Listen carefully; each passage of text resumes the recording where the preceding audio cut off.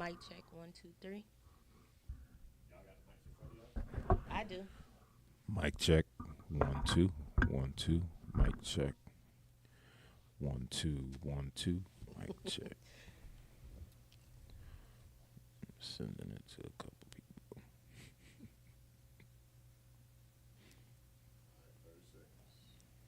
All right.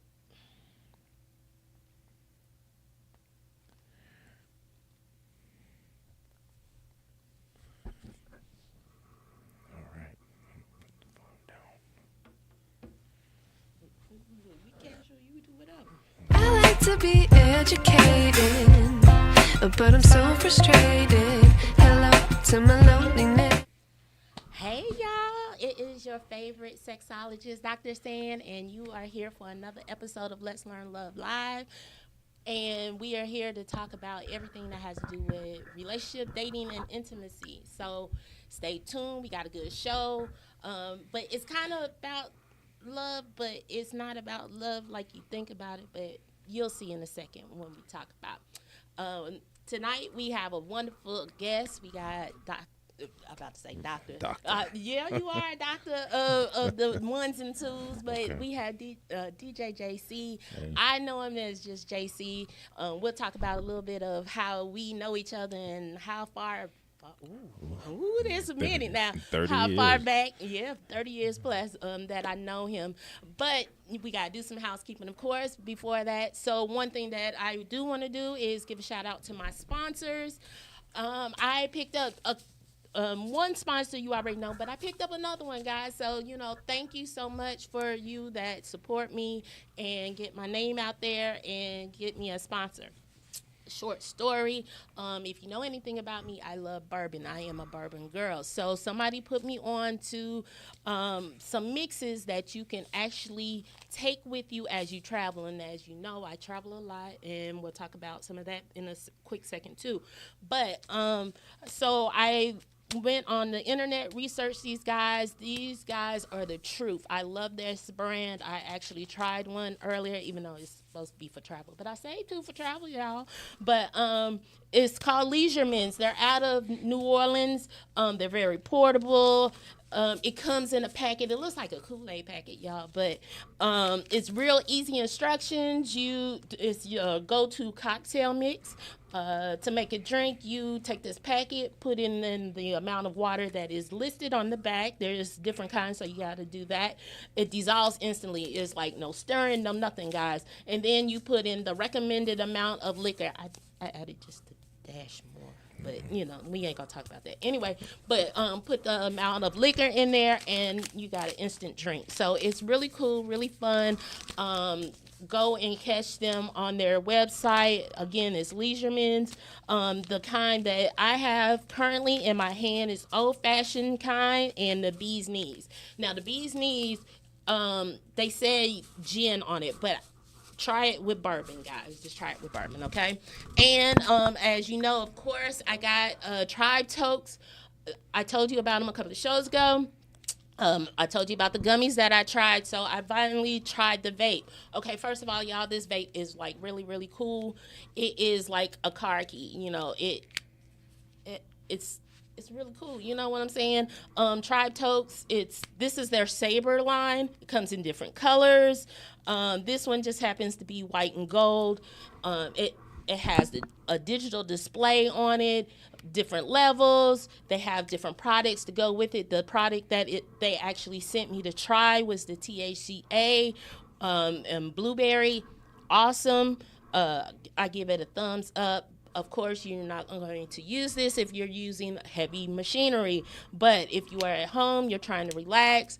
I'm trying to do some stuff with my more on my sex and hemp line. So I'm trying different stuff, guys, for y'all, just to let you know. So we'll be talking about that soon as well. So the last little bit of things that I have. Sure. Last little thing I have is if you are in the Chicago area or will be in the Chicago area, please come and check me out. As you all know, I am blessed enough to be one of the speakers at Exotica this year, and I will be at all 4 shows this year, which is Chicago, Miami, DC, and New York. This weekend is coming up. That's coming up is the one for Chicago. Chicago is always fun. I love Chicago. I've been there. I used to live there, matter of fact. So if you're there, come and check me out. I am talking actually about men's health this time. I actually got added for one more show. Usually session. Usually I only talk about fucking after 50, which I'm still doing, but I am changing it up a little bit. We're going to make it a little bit more fun and a little bit more interactive. But yes, I am also adding on the component of men's health. So if you are in the Chicago area, or if you're going to be in any of the areas that Exotica is going to be, make sure you come check me out. I would love to see you, and let me know. That was a lot, wasn't it? Trying to talk fast. But now I can get back to our guest. Relax, take your time, man. Yeah, but I don't know what to say. I have known you personally, like I said, for 30 plus years. Mm-hmm. You have been instrumental in the culture of Atlanta. You have been instrumental in the world of hip hop. You have been instrumental in the world of DJing. I am blessed to call you my friend, yes. And I have known you forever. I know you as Jason Reed, but the world knows you as DJ Jaycee. Yeah. So thank you very much for coming on the show. It's a pleasure to have you. Thank you for the invite, Sam. Yeah, excuse me, Dr. Sam. Yes, I'm Dr. Sam now, but he knew me a long time ago when I was just saying, y'all. But we are both Decatorites. Yes. And let's talk about your story. Where you come from, where you been. Originally from Detroit, hence the 313, in my Instagram and, social media stuff. What up, though? Yeah. West Side. Originally from Detroit, but been in Georgia for a while. The first part of the city that I lived in was Clarkston, as a matter of fact, like out here. Then, parents got divorced. Crazy custody battles. So, that kind of, I'm in East Point, I'm in Decatur, and, the divorce just kind of, yeah. But I've been here permanently since after the Olympics of '84, Summer Olympics, when they were out in LA. Mm-hmm. Yeah. All right. So I personally know you from your days of spinning at UGA. Yeah. And how did that, kind of evolve? How did you know that you wanted to be a DJ? Let's start there. Well, music. Been a music lover all my life. Records were always around. My grandma had a record store up in Detroit. So, again, records were always in very, very, very close proximity to me.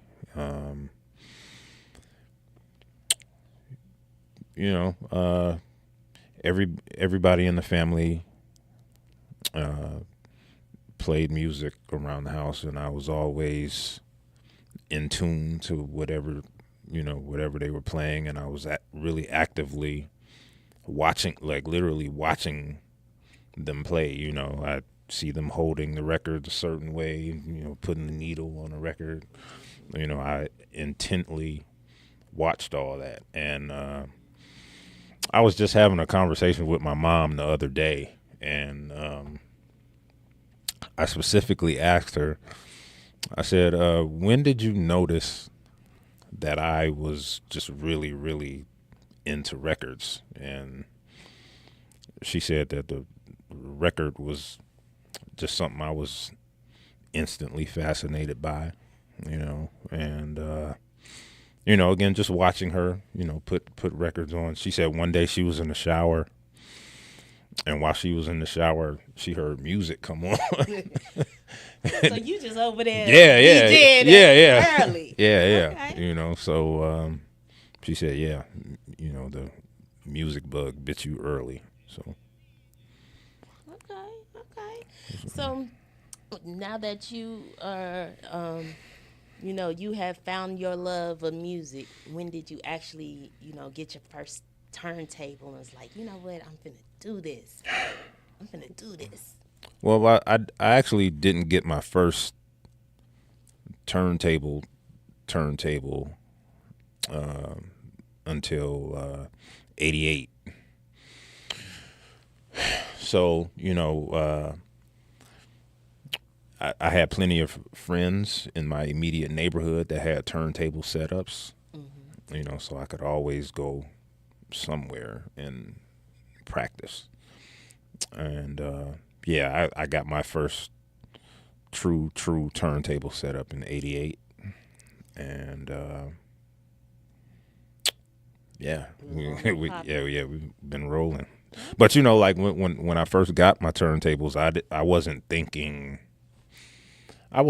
that this was gonna be a career. Yeah. In 88, I was still very much a nerd. I didn't know that this was gonna turn into a career, but yeah, look at you. Yeah. Yeah, so you found the bug. You get your system. You're going. You're practicing. You're doing, and you're moving. How do you step out and be like, you know what? I think I'm gonna try to do a party. Let me see if somebody wants me for a party. When was that? That change where you was like, okay, I think I'm good enough to at least, That actually happened at UGA. I did my first party for the AKAs in Memorial Hall, spring quarter '93. Right when school was getting ready to let out. Because they heard me spinning on the radio, UOG 90.5, and one day I came out of the radio station and it was a big group of AKAs in the lobby, and they were just like, "Hey, we got this party coming up. Da da da. We was listening to you, and want you to do our party." I was like, "Well, okay," and I was nervous. Yeah. I was really nervous. But you remember the Memorial Hall parties, man? Ooh, do I? Yeah. the between the pajama parties, just the regular We Three King parties, and just homecoming and just everything, man. They was so.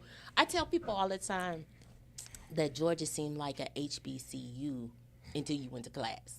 Right. Yeah. Because everybody knew everybody on campus. Everybody knew everybody. And it was like everybody did the same thing. We moved the same way. The only time you didn't know that, you was on a black class is when a black school is when you went to class or the dining hall. Right. Other than that, Georgia was black to me. I never had any racist experiences, none of that. So, shout out to UGA for that. So, we get our confidence at UGA. Pretty much. We move and maneuver to Atlanta and, say, I'm going to put this thing on my back. Well, it was kind of, Athens and Atlanta, at the same time. When I first started doing the parties at UGA, I was already doing radio in Atlanta. On the weekends, 88.5, Georgia State University radio.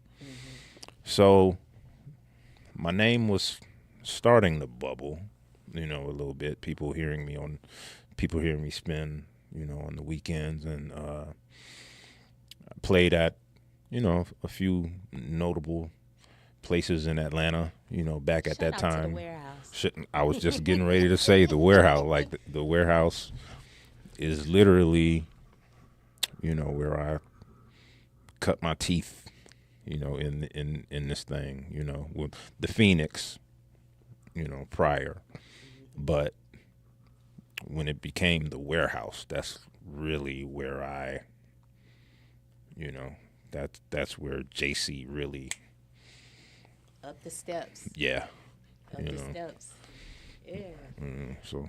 But, so, you're doing that, and how did you intersect with, DTP and that whole crew and all of that? Well, shout out Shaka Zulu. Uh, Shaka was 80. Before he became music director at Hot. He had a show on WRFG 89.3, which is another station that I was also spinning on. And this is community radio. He had a show called the Panther Power Hour. And there was a show that I used to play on called Rough, Rugged, and Raw that came on at 3 o'clock in the morning, and we could play explicit lyrics. Like, some of the records we were playing was UGK, Pocket Full of Stones, and, Onyx, Sucking the Next Niggas. Like we was, But but, Wally. yeah, but, so I met Shaka, Luda's manager. Met him first. He started working at Hot. I started working at V. When I first started working at V, I was living in College Park, right off Old National, and Hot, their station was on Old National. So literally on my way to V, he called me.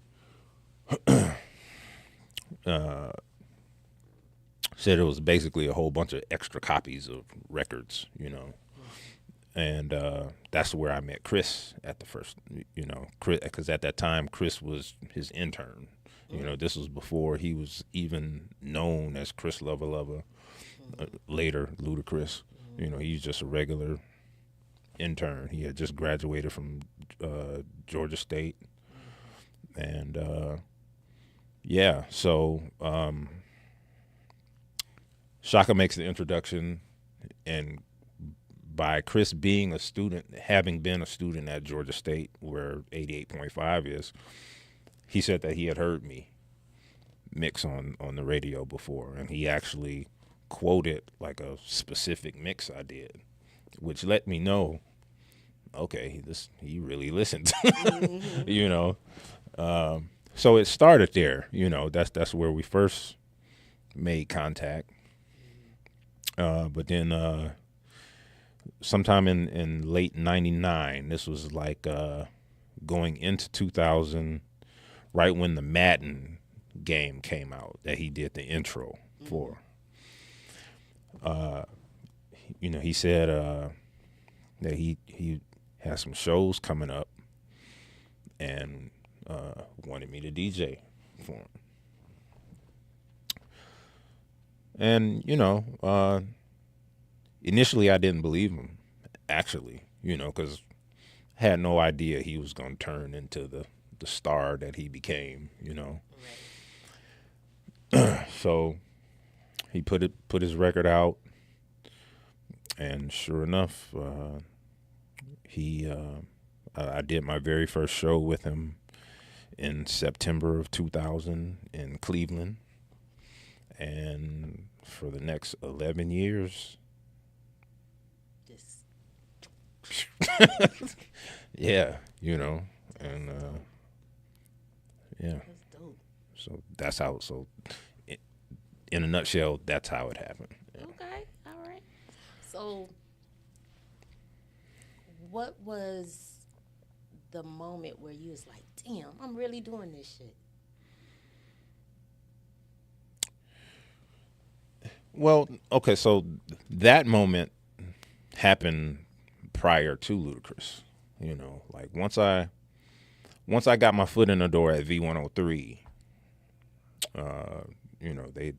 they officially hired me 2 months before the Olympics came here. And at that moment I was like, oh shit. Wow, I'm on the biggest radio station in the city, our heritage radio station, DJing. Like,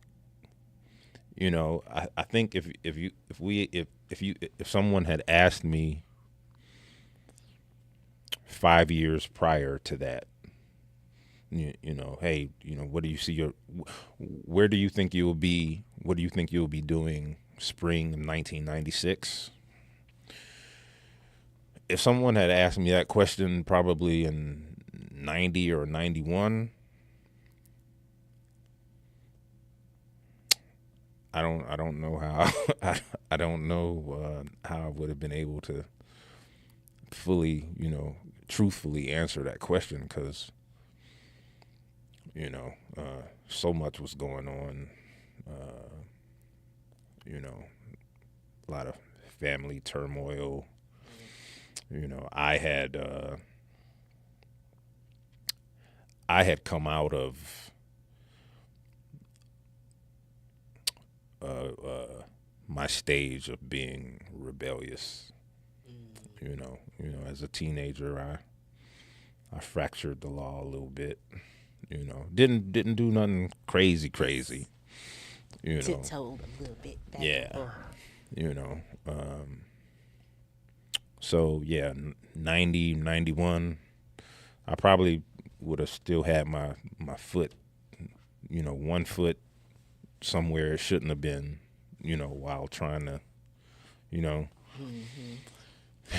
but yeah. Okay. When you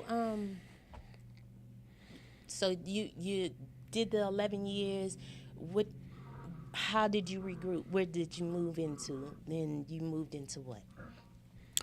Oh, okay. So so the Ludacris situation, it came to an end in September of 2011. I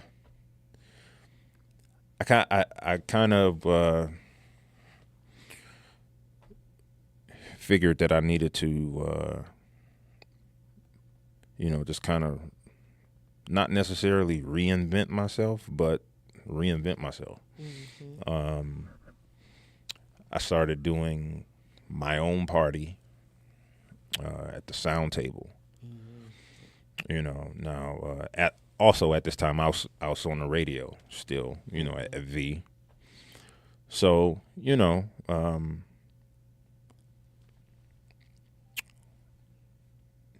I had to, I kind of had to, you know, because all the years that I spent traveling, I think people kind of forgot, you know, that, hey man, this guy did party. He did parties and clubs before, you know, so I just had to kind of put myself back out there. Yeah. So is this where Eargasms started? Eargasms actually started as a mixtape series first before I turned it into the party. You know, it came about. This was a point when, you know, Luda was kind of cold musically. You know, this was before that How Low record came out, so it was prior to that. Okay. You know, it just kind of seemed like he was inching into doing more TV and movie stuff. And so, you know, I said, okay, let me put some mixes out just so people can, you know, so that's originally where Eargasm started. You know, just, all right, you know, do some cool little blends, put them out, you know. And, you know, it was a mixtape series that did pretty cool for me in terms of, you know, showing people, you know, that, hey, you may know me for the Ludacris stuff, but, you know, this is me right here. And, you know, so yeah, originally Eargasms was mixtapes first, but then I turned it into a party at the sound table and did a party every month up until the pandemic. So then everybody was DJing at home. Yeah. But you know, it's cool though. Y'all got us through. You know. Yeah. you did. And even, sometimes, even like a couple of weeks ago, I'll get on there, like I'll see you pop on live. I'll be like, oh, and, I'll listen for a little bit, and then my client will call in, I'll be like, oh, I gotta go. But, it still is relevant today. You know what I'm saying? It's still needed, and, it's still feel good music to, just jump on, see what what you playing, and, slide out or forward or do whatever. And, I appreciate it. It helps me get through the day sometimes. Appreciate you. So, now what you doing? What are you doing? Still DJing. Okay. I mean, you were just at Art Beats and Lyrics Yes, a couple weeks ago. I was. 20th. What'd you think of the party? Man, first of all, when you got on there and said, Educator, and I acted, I acted a fool, and everybody looking at me like, and then it started. But it just reminded me, it put me back into a Memorial Hall. It really did. And like I said, if you went to a Memorial Hall party at Georgia, you know what I'm talking about.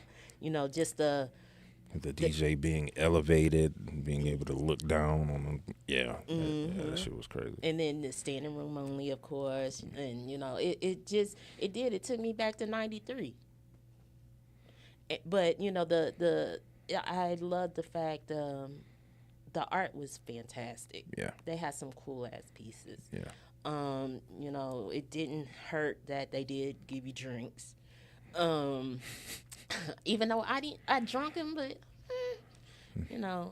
but it was more about the music, and y'all helped set it up. But it was DJ Hourglass, yourself, and DJ Wally Spots, and then of course Dress.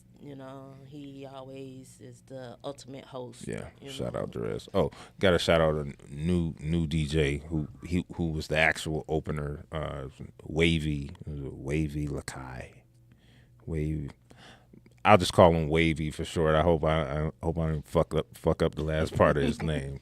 But it was my first time meeting him, and we were doing sound check. And he said that listening to me on the radio is what inspired him to get into DJing. So, that kind of made me feel like, all right, I've been doing something right. Yeah, man. But, like I said, you have been around at least 30 years. At least. Where do you see the whole future of DJing going? Oh man, it's limitless. Now that and this is gonna. I don't want this to make me sound, old. Sound get off my lawn. But I like the fact that a lot of people are interested in becoming DJs. My thing is I want the people who really get into it, I want them to actually have a real love for it. Because as long as you have a genuine love for it, it can take you places that you would never imagine. Like I'm on my 5th passport because of playing with records. Getting stamped, boy, getting stamped. Yeah. You had some viewers. You have Shelby. Brown Eyed Gemini. Yes. Jewel. Somebody who said chicken chow mein. Okay. That's probably Applejack. Yes, it is. And some finished woman. Yep. Gang. Some chow mein gang, man. Yeah, so. Jewel, you know what the fuck going on? Shout y'all out. Thank you for watching. To close up, this is it? Yeah, we got 30 minutes. Oh man, I thought we was gonna talk about fucking after 50 and all that. What we can do is you can come back and we can talk about it. Okay. I thought this. Okay. You come back. All right. Come back and we can talk about it. Okay. All right. Yeah, man. You know, like I said, I had to get the scoop. You know, people wanted to know about you, though. You know, that was my main thing when I was talking to people. They was like, they wanted to know your story because they didn't really know your story, and they wanted, you know, they figured that I could get it out of you, which I did. Yeah. Pretty much. Yes. What do you? Anything current? You know. Where can they find you? Let's see.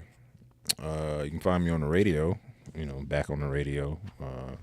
Magic 107.5 on Thursdays during the fourth quarter mix with Ryan Cameron. And then on Saturdays, Classic 102.9, you know, at noon.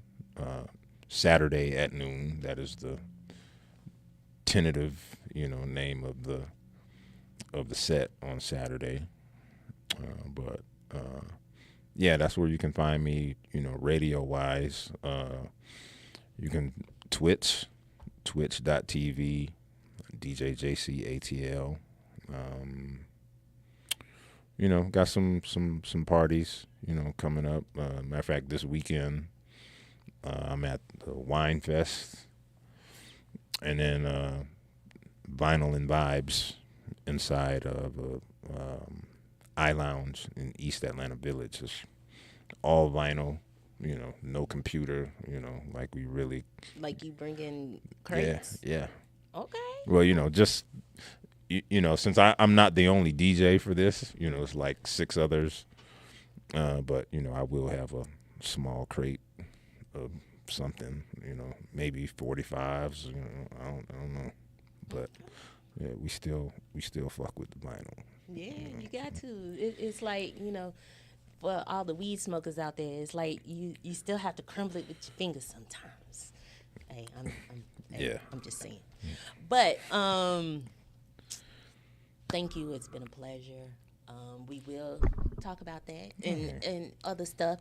But I do want to ask you one question. And okay. This is something that me and my husband ask everybody that is a hip hop head. Okay. What was that first song that drew you to hip hop?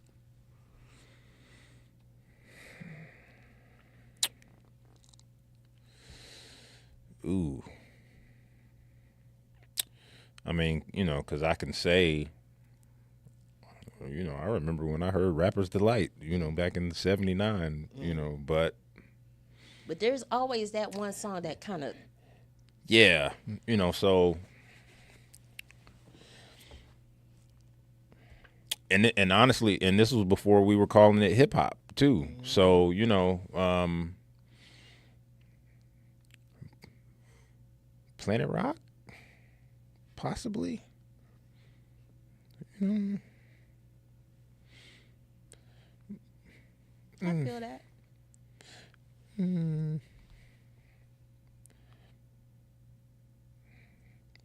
Yeah, I'll jump out the window with that one. You know, I'll say Planet Rock.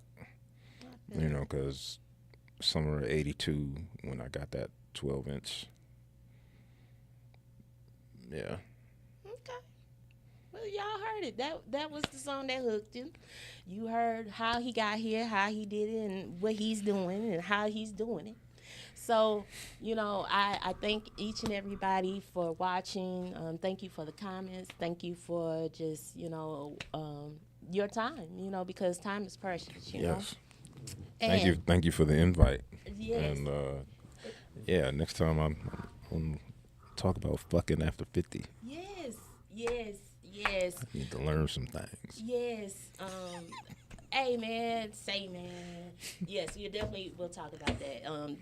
Just on the bullshit tip, you know, and have another just fun session. Okay. But again, I thank you, my brother. Thank you for the invite, San. Dr. San.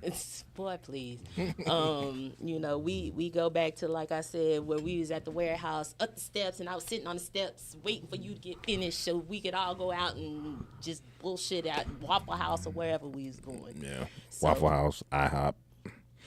Generally IHOP. Yeah, on Jupiter. Mm-hmm. Yeah. Like I said, we go way back. Yeah, way back. So, but I thank you. You know, thank you for what you do for Atlanta culture. Thank you for everything. So, I just want to say to my audience again, thank you again for watching. You can follow me, all things Let's Learn Love. And I actually changed the IG. It was How to Learn Love, but I finally got Let's Learn Love _ IG. So that's what the new one is. You can follow me anywhere. If you have any questions, comments, anything, just hit me up. I'm very accessible. Until then, love and blessings, and I'll see you next time.